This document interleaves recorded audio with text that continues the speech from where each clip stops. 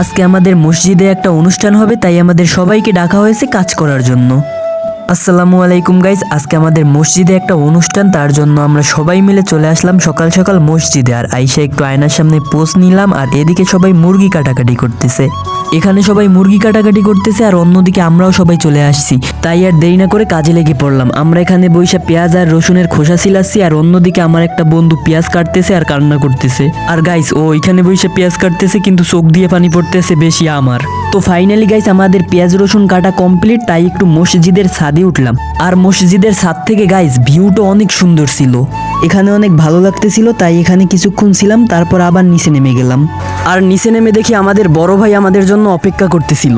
এটা না, এটা গাইস রাত্রি হয়ে গেছে, তারপরও এক ডাক রান্না বাকি আছে। আর যেই ডাক রান্না হয়েছে সেইটা লড়াই ছাড়াই খায়া দেখতেছিল যে সবকিছু ঠিকঠাক আছে কিনা।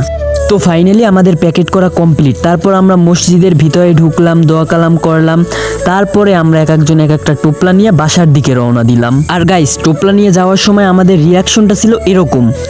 मौसम तो ऐसा लग रहा है दिल गार्डन गार्डन हो रहा है। তো গাইস, আজকের এই ভিডিওটা ছিল এই পর্যন্তই। ধন্যবাদ।